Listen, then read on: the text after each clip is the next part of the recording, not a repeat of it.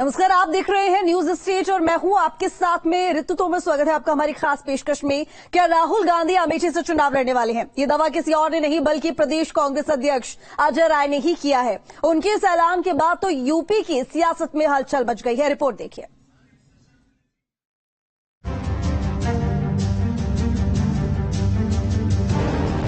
राहुल गांधी अमेठी से लड़ेंगे। यूपी में कांग्रेस के नए बॉस बने अजय राय के इस बयान ने यूपी की राजनीति में हलचल बढ़ा दी है। वैसे तो ये चर्चाएं तभी तेज हो गई थी जब राहुल गांधी की सदस्यता वापस हुई थी। हालांकि अब कांग्रेस के प्रदेश अध्यक्ष के ऐलान के बाद अब तय हो गया है कि अमेठी से स्मृति ईरानी की राह आसान नहीं होगी। अजय राय ने राहुल गांधी का अमेठी से चुनाव लड़ने का ऐलान तो किया, साथ में ये भी बता दिया कि इस बार के लोकसभा चुनाव में प्रियंका गांधी के चुनाव लड़ने की इच्छा हुई तो पार्टी कार्यकर्ता उन्हें जिताने के लिए जी जान लगा देंगे। बिल्कुल राहुल गांधी अमेठी से लड़ेंगे। अमेठी के लोग यहाँ आए हैं और जहाँ से प्रियंका गांधी जी की इच्छा बनारस अगर होगी, हमारा एक एक कार्यकर्ता उनके लिए जान लड़ा देगा। अब स्मृति ईरानी खुदे बौखला गई हैं। 13 रुपए किलो में चीनी दिलवा रही थी, दिलवा पाई? उनसे पूछिए। 13 रुपए किलो में हमारे लोग आए अमेठी के, उनसे पूछिए। कहा था कि 13 रुपया में आपको चीनी मिलेगा और कमल का बटन दबाइए, और 13 रुपए का चीनी कहा गया? जनता को जवाब दे। दरअसल अमेठी कांग्रेस की परंपरागत सीट थी, लेकिन 2019 में लोकसभा चुनाव में स्मृति ईरानी ने राहुल गांधी को मात दे दी थी। देखिए, कांग्रेस के नवनियुक्त अध्यक्ष अजय राय जी ने कहा कि राहुल गांधी अमेठी से ही चुनाव लड़ेंगे। इसके पहले भी अमेठी से ही लड़े थे और स्मृति ईरानी जी द्वारा हरा दिए गए। ये सही है कि इस बार भी जनता उन्हें अमेठी से पराजित करने का काम करेगी। बल्कि मैं तो ये कह सकता हूँ कि इस बार रायबरेली भी कांग्रेस हारेगी। इस सीट से राहुल गांधी 3 बार सांसद चुने गए थे, लेकिन 2019 में बदली हवा में कांग्रेस के किले में सेंध लग गई थी। अजय राय जी ने राहुल गांधी जी को जो अमेठी से लड़ने की बात कही है, निश्चित रूप से अमेठी का जन जन पहले से उसकी तैयारी कर रहा है। अमेठी के लोग राहुल गांधी जी को अपना परिवार मानते हैं और राहुल गांधी जी अमेठी के लोग अपना परिवार मानते हैं। अमेठी इस बार राहुल गांधी जी को रिकॉर्ड मतों से जिताकर अपनी भूल सुधारना चाहती है। राहुल गांधी की राजनीतिक पारी की शुरुआत अमेठी से हुई। 2004 में राहुल अमेठी से पहली बार संसद पहुंचे। 2009, 2014 में उन्होंने आसानी से जीत दर्ज की। 2014 आते आते बीजेपी ने अमेठी को टारगेट करना शुरू किया। समाजवादी पार्टी ने हमेशा से अमेठी और रायबरेली की सीट को कांग्रेस के लिए छोड़ा है। आदरणीय राहुल गांधी जी अमेठी से चुनाव लड़ते आए हैं, इस बार भी वो अमेठी से चुनाव लड़ेंगे। समाजवादी पार्टी और पूरा इंडिया गठबंधन अपने सारे प्रत्याशियों के साथ है। आदरणीय राहुल गांधी जी को भी अमेठी से लोकसभा भेजने की जिम्मेदारी सभी गठबंधन साथियों की है। समाजवादी पार्टी अपने गठबंधन धर्म को निभाने का काम करेगी। 2014 में स्मृति ईरानी को राहुल गांधी के सामने चुनावी मैदान में उतारा गया। पहले चुनाव में स्मृति ईरानी ने अच्छा प्रदर्शन तो किया, लेकिन राहुल गांधी आसानी से चुनाव जीत गए। लेकिन इस हार के बाद भी केंद्र की मोदी सरकार में स्मृति ईरानी मंत्री बनाई गई। वो राज्यसभा सदस्य बनी, लेकिन अमेठी उन्होंने नहीं छोड़ा। स्मृति ईरानी के लगातार जनसंपर्क और बीजेपी की जमीन पर कांग्रेस के खिलाफ रणनीति के चलते ही कहीं न कहीं गांधी परिवार के आभास हो गया कि सीट हाथ से जा सकती है। और शायद इसी वजह से 2019 के लोकसभा चुनाव में राहुल गांधी ने पहली बार 2 लोकसभा सीटों से पर्चा दाखिल किया। कांग्रेस को जिसकी आशंका थी, हुआ भी वही। राहुल गांधी वायनाड से तो जीत गए, लेकिन अमेठी में उन्हें पहली बार हार का सामना करना पड़ा। और अब 24 के चुनाव में फिर से एक बार अमेठी में राहुल गांधी और स्मृति ईरानी के बीच सियासी टक्कर हो सकती है। Team news state. कांग्रेस प्रदेश अध्यक्ष अजय राय ने आज ऐलान किया है कि अमेठी से चुनाव लड़ेंगे राहुल गांधी। लेकिन इस ऐलान के बाद क्या असर होगा, ग्राफिक्स के जरिए आपको समझाते हैं। यूपी में संगठन को खड़ा करने में मदद मिलेगी, पार्टी कार्यकर्ताओं में जोश बढ़ेगा, सुस्त पड़ा पार्टी कैडर एक्टिव हो जाएगा। राहुल के आने का फायदा गठबंधन को भी मिल सकता है। इसके साथ ही अमेठी का असर आसपास की सीटों पर भी जरूर पड़ेगा। ये कुछ फायदे हैं जो कि इस ऐलान के बाद देखने को मिल सकते हैं। हालांकि आपको बता दें कि इससे पहले 2019 में भी राहुल गांधी ने अमेठी से चुनाव लड़ा था, जिसमें उन्हें स्मृति ईरानी से हार मिली थी। आगे बढ़ेंगे। जिन अजय राय ने राहुल गांधी के अमेठी से चुनाव लड़ने का ऐलान किया है, उन अजय राय को कांग्रेस ने एक दिन पहले ही यूपी की कमान दी है। कभी बीजेपी के कद्दावर नेता रहे और वाराणसी में पीएम मोदी के खिलाफ चुनाव लड़ चुके अजय राय का पूर्वांचल में खासा प्रभाव है। हालांकि उनके सामने पार्टी की आपसी गुटबाजी से निपटना बड़ी चुनौती होगी। रिपोर्ट देखिए।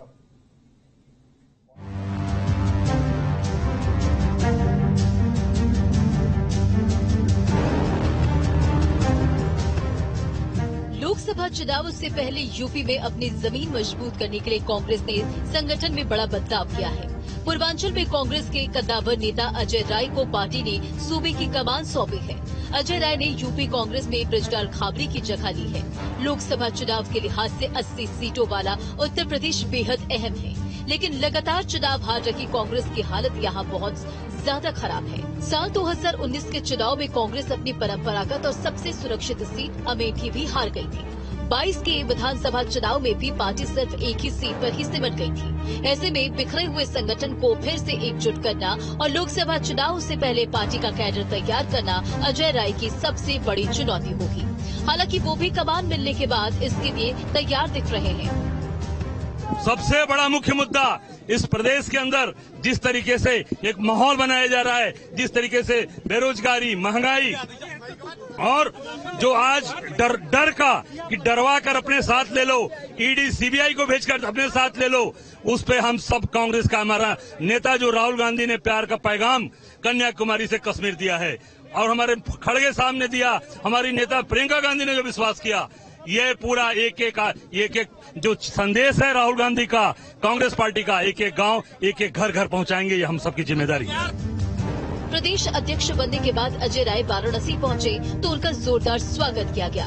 कार्यकर्ताओं के उत्साह को देखते हुए अजय राय ने भी दावा कर दिया है कि 24 में कांग्रेस की जीत होगी। यहाँ बूथ लेवल के एक कार्यकर्ता खड़ा है, गांव का खड़ा है, गिरांव का खड़ा है। अब एक एक गांव गिरांव में कांग्रेस भारतीय जनता पार्टी को चुनाव हराएगी और बनारस की धरती ये बाबा विश्वनाथ की धरती है, महादेव की धरती, महादेव की धरती से ये बिगुल बजा है, पूरे प्रदेश और देश भी इसके डंका बजेगा। वाराणसी के एक बड़े भूमियार चेहरे अजय राय को कांग्रेस ने प्रदेश की कमान देकर इस जाति को साधने की कोशिश की है। माना जा रहा है कि पार्टी के संगठनों को मजबूती देने के लिए अजय राय को सामने लाया गया है। कांग्रेस मानकर चल रही है कि अजय राय पार्टी के अंदरूनी मतभेदों को निपटाकर संगठन को एक बार फिर बीजेपी के मुकाबले में खड़ा करने में सफल होंगे। ये लगातार संघर्ष करने का नतीजा है। जेल किसने काटा, रासुका किसने झेला, कौन लगातार संघर्ष कर रहा है, कौन सब इनको हर मुद्दे पर इनका जो एक्सपोज करता रहता है, वो एक अजय राय, राहुल गांधी का सिपाही, राहुल गांधी का कार्यकर्ता, हर जगह इनकी सारी चीजों को जो प्रधानमंत्री मोदी के खिलाफ हम लोगों ने बनारस में लड़ाई लड़ी, ये लड़ाई अब चंदौली से लेकर गाजियाबाद तक पूरे प्रदेश में लड़ी। पूर्वांचल की राजनीति में भूमियार वोट बैंक बहुत ज्यादा निर्णायक भूमिका में नहीं है, लेकिन इसके बाद भी यूपी की सियासत में सक्रिय सभी राजनीतिक दल इस वोट बैंक को साधने की कोशिश कर रहे हैं। उत्तर प्रदेश में लगभग 2% भूमियार मतदाता हैं, जो कि पूर्वांचल में कई सीटों पर हार जीत तय करते हैं। पूर्वांचल में गोरखपुर से लेकर प्रयागराज और फूलपुर से लेकर सलेमपुर तक भूमियार मतदाताओं का बोलबाला है। बलिया लोकसभा सीट पर तो लगभग 3 लाख की संख्या में भूमियार मतदाता हैं, तो उसी लोकसभा में लगभग 1.5 लाख। वहीं गाजीपुर की बात करें तो भूमियार मतदाता अच्छी खासी संख्या में है। पीएम मोदी के संसदीय क्षेत्र वाराणसी में भी लगभग 1 लाख के आसपास भूमियार वोटर हैं। जिस हिसाब से उन्होंने काम किया, 14 जिला में घूमा, संगठन के लिए लेके संगठन को मजबूत बनाने का काम किया, तो निश्चित तौर पर पूरे प्रदेश की जिम्मेदारी मिली है। तो हम लोग ये मानते हैं कार्यकर्ता एक एक की उनके साथ जुड़ेगा और आने वाले 2024 में संगठन उत्तर प्रदेश में कांग्रेस का मजबूत होगा। उत्तर प्रदेश में जहाँ पे कांग्रेस को आप लोग कमजोर आंकते हैं, वहाँ पे इतना बड़ा स्वागत, इतना बड़ा जन सैलाब, तो निश्चित है परिवर्तन होने वाला है और इसी 2024 में आप परिवर्तन को देख लेंगे। अजय राय 2014 और 2019 के लोकसभा चुनाव में वाराणसी से प्रधानमंत्री मोदी के खिलाफ चुनाव लड़ चुके हैं। अजय राय पूर्वांचल में कांग्रेस के जमीनी नेता माने जाते हैं। माना जा रहा है कि उनके प्रदेश अध्यक्ष बनने से पूर्वांचल में कांग्रेस अपनी पकड़ को और मजबूत कर पाएगी। अजय राय का प्रभाव न सिर्फ वाराणसी बल्कि समूचे पूर्वांचल और बिहार की यूपी से लगी सीमाओं में भी अच्छा खासा माना जाता है। साल 1996 में बीजेपी ज्वाइन करने के बाद से वे 2007 तक विधायक रहे। इसके बाद बीजेपी आलाकमान से मतभेद के चलते उन्होंने समाजवादी पार्टी का दामन थाम लिया था। साल 2009 में उन्होंने मुरली मनोहर जोशी के खिलाफ सांसदी का चुनाव लड़ा और हार गए थे। इसके बाद यहाँ भी ज्यादा दिन नहीं रहे और निर्दलीय ही पिंडरा से उपचुनाव जीतकर विधायक बने। बाद में उन्होंने कांग्रेस ज्वाइन कर ली। प्रियंका गांधी के करीबी माने जाते हैं अजय राय। अजय राय जी पूर्वांचल में कितना कमाल कर पाएंगे तो कहना मुश्किल है, लेकिन एक बात है, अजय राय एक मजबूत नेता है और कांग्रेस पार्टी ने एक मजबूत नेता को उत्तर प्रदेश की कमान सौंपी है। इसमें कोई दो राय नहीं, क्योंकि लगातार अजय राय जी प्रधानमंत्री के खिलाफ चुनाव लड़े और मजबूती से कांग्रेस पार्टी की वकालत करते रहे, तो कांग्रेस पार्टी ने एक मजबूत नेता को कमान सौंपी है। पूर्वांचल के रण की सभी सीटें जीतने के लिए बीजेपी ने हाल ही में ओपी राजभर की पार्टी को एनडीए में शामिल कराया है। ऐसे में कांग्रेस ने अजय राय को प्रदेश अध्यक्ष बनाकर पूर्वांचल में बीजेपी का समीकरण बिगाड़ने की कोशिश की है। भारतीय जनता पार्टी में क्या है, रोज आप जो आपको गाली देता रहा, जो आपको मठ में भेजता रहा, जो आपको गुजरात भेजता रहा, वो आज को गठबंधन में लेकर और उसकी जो है उसको माला पहना रहे हैं, उसका स्वागत कर रहे हैं। शर्म आनी चाहिए भारतीय जनता पार्टी को। पहले अपने गिरबान में झांकिए, उसके बाद दूसरों पर आरोप लगाइए। 24 के चुनाव से पहले अजय राय के सामने पार्टी के अंदर चल रही गुटबाजी से निपटना सबसे बड़ी चुनौती होगी। अगर वो इस चुनौती से पार भी पा गए तो जमीनी स्तर पर पार्टी को मजबूत करना उनके लिए आसान नहीं होगा। Team news state. चलिए अब आपको ग्राफिक्स के जरिए बताते हैं कि कांग्रेस प्रदेश अध्यक्ष अजय राय के सामने किस तरह की चुनौती है। पार्टी को जमीन पर मजबूत करना उनके लिए एक बड़ी चुनौती है। अंदरूनी गुटबाजी पर लगाम कसना भी उनके लिए जरूरी होगा, लेकिन वहीं पर पार्टी के कैडर को मजबूत करना भी उनके लिए एक बड़ी चुनौती बन सकता है। भूमिहार वोट बैंक को एकजुट करना, कांग्रेस की नीतियों को जनता तक पहुंचाना, कांग्रेस की धूमिल छवि को चमकाना, ये तमाम चुनौतियां उनके सामने खड़ी हैं कि आखिर अब वो किस तरह से कांग्रेस पार्टी को मजबूत करते हैं। और वहीं भूमिहार वोट का असर क्या रहने वाला है, ये आपको ग्राफिक्स के जरिए समझाते हैं। यूपी में लगभग 2% भूमिहार मतदाता है। पूर्वांचल में कई सीटों पर हार जीत तय करते हैं। गोरखपुर, प्रयागराज, फूलपुर, सलेमपुर तक भूमिहार वोटरों का बोलबाला है। बलिया सीट पर 3 लाख की संख्या में भूमिहार मतदाता है। घोसी लोकसभा में लगभग 1.5 लाख भूमिहार वोटर हैं। गाजीपुर में भी भूमिहार मतदाता अच्छी खासी संख्या में है। वाराणसी में भी लगभग 1 लाख के आसपास भूमिहार वोटर्स हैं।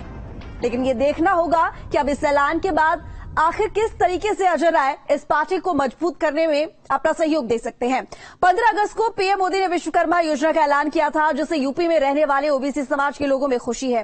पीएम ने सिर्फ इस योजना का ऐलान ही नहीं किया था, बल्कि ऐलान के ठीक एक दिन बाद इस योजना को कैबिनेट से मंजूरी भी मिल गई। 24 के चुनावों से पहले ओबीसी वोटरों को अपने पाले में लाने के लिए इसे बीजेपी का मास्टर स्ट्रोक माना जा रहा है। ये रिपोर्ट देखिए।